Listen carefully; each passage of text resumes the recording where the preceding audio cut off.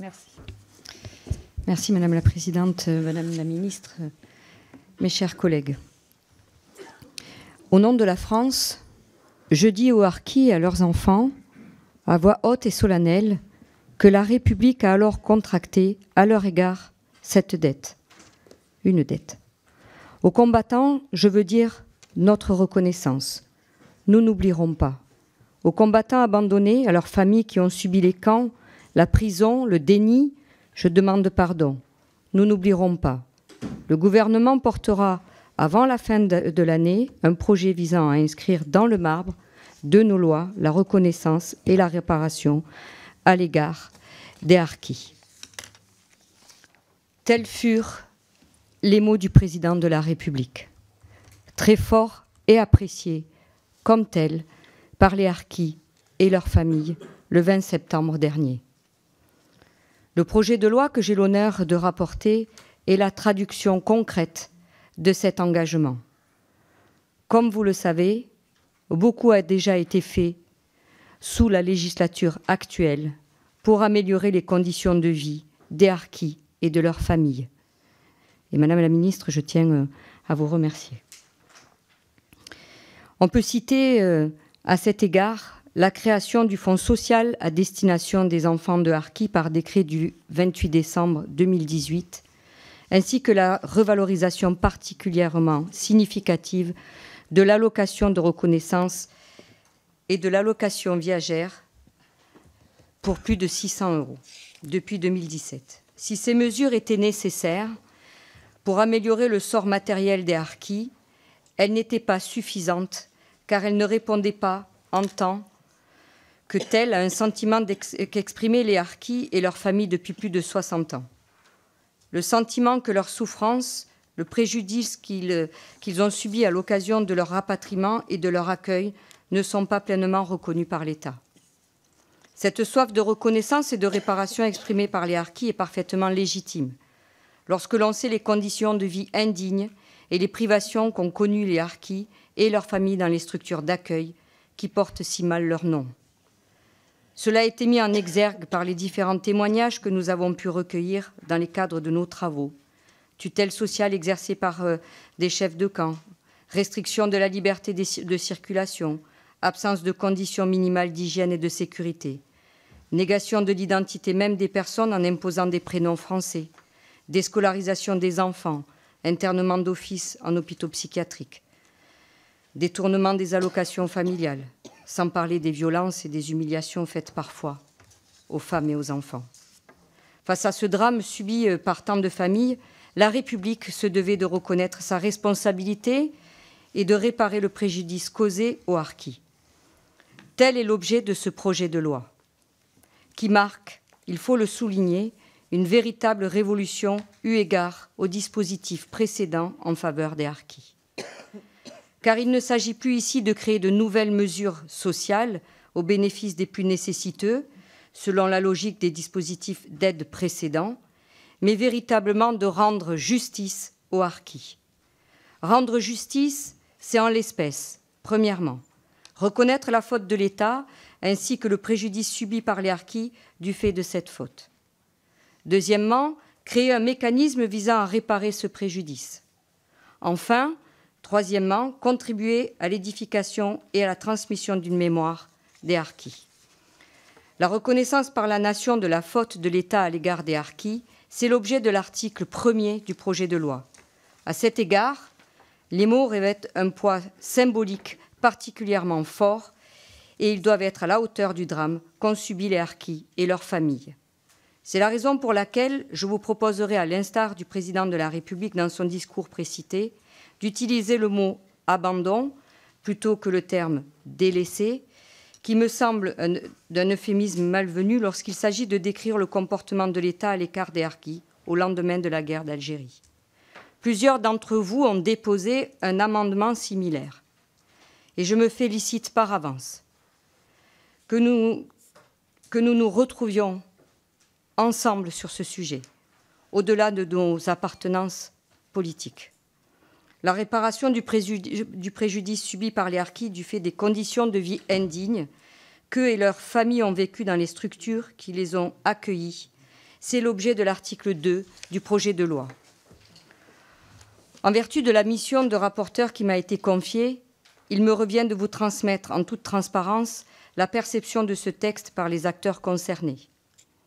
Ainsi, les limites fixées par le projet de loi pour bénéficier des mesures de réparation n'ont pas rencontré tout le soutien des anciens combattants harkis.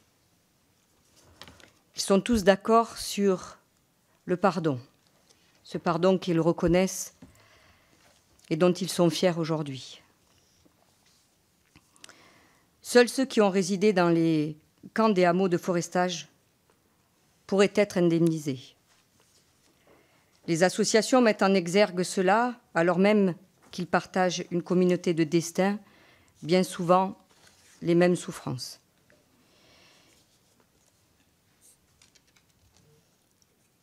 Les auditions que j'ai menées avec mes collègues de la Commission de la Défense révèlent également qu'il existe des zones grises et que la liste des structures d'accueil qui sera arrêtée est susceptible d'évoluer. Cela a d'ailleurs été le cas de la liste des structures retenues au titre du Fonds de solidarité en 2018, qui a été actualisée le 4 mai 2020 par décret. C'est la raison pour laquelle je proposerai que la commission créée pour le projet de loi puisse, au vu de ses travaux, recommander toute évolution qu'elle juge souhaitable de la liste des structures fixées par décret qui donnent droit à indemnisation. En outre, afin de respecter la communauté de destin qu'ils revendiquent, les représentants que j'ai eu l'occasion de rencontrer m'ont suggéré de lever la durée minimale de séjour aujourd'hui en vigueur pour l'attribution du Fonds de solidarité harki. Quant aux modalités concrètes de réparation, elles sont également prévues à l'article 2 du projet de loi. Elles me paraissent particulièrement opportunes. Tout d'abord, la loi pose un principe de présomption de responsabilité qui est très important, en ce qu'il signifie que les harkis n'auront pas à justifier de leur préjudice. La seule preuve d'un passage dans les camps ou hameaux de forestage suffira pour être éligible au mécanisme de réparation. Preuve apportée en pratique par le certificat de passage que les services de l'ONAC-VG obtiennent assez aisément, selon les dires après audition de la directrice de l'ONAC-VG. Par ailleurs, la mise en place d'un mécanisme forfaitaire croissant selon la durée de séjour, aucun seuil minimal n'étant d'ailleurs fixé, permettra un traitement rapide et efficace des demandes d'indemnisation, comme cela m'a été confirmé par la directrice générale de l'ONAC-VG. C'est un aspect important dès lors que, selon l'étude d'impact, 50 000 personnes pourraient bénéficier de ce dispositif. La création d'une commission indépendante prévue à l'article 3 pour statuer sur ces demandes d'indemnisation est également un gage de crédibilité. Au-delà de la réparation financière, il était essentiel, et cela est également ressorti des auditions, de répondre à l'exigence d'un devoir de mémoire envers les harkis et leur histoire. C'est la raison pour laquelle l'article 3 du projet de loi confère à la Commission nationale la reconnaissance et la réparation nouvellement créée, une mission de recueil des témoignages et de transmission de la mémoire des harkis et de leurs familles. Cet aspect est assurément essentiel. La reconnaissance, c'est aussi le temps de l'écoute, le recueil de la parole des harkis pour que ceux-ci puissent témoigner des drames qu'ils ont vécus. Les articles 5 et 6 prévoient l'exonération fiscale et sociale des sommes accordées à titre de réparation, ce qui est logique compte tenu du caractère indemnitaire de celle-ci.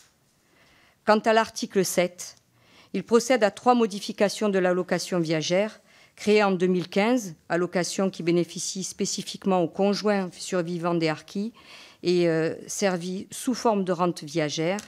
Plus précisément, cet article permet aux conjoints survivants n'ayant jamais déposé des demandes d'allocation viagère de le faire en levant les forclusions qui existaient.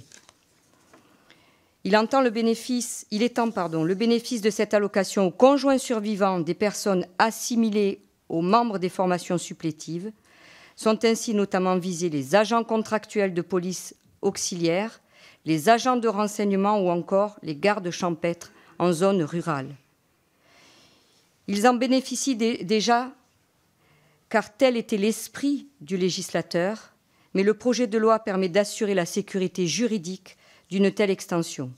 Enfin, il ouvre l'accès à l'allocation viagère aux conjoints ayant établi leur domicile dans un autre État de l'Union européenne que la France. Sont particulièrement visées les familles ayant établi leur domicile en Allemagne. Enfin, Madame la Ministre, compte tenu du profond soutien que représente cette rente viagère, je voulais vous poser la question en vous demandant si vous souhaitiez avoir une nouvelle hausse de ce dispositif, et vous y avez répondu dans vos propos, et je voulais vous remercier saluer ce doublement que vous avez annoncé tout à l'heure. Ce n'est pas rien. Et je pense que... Voilà, merci vraiment pour...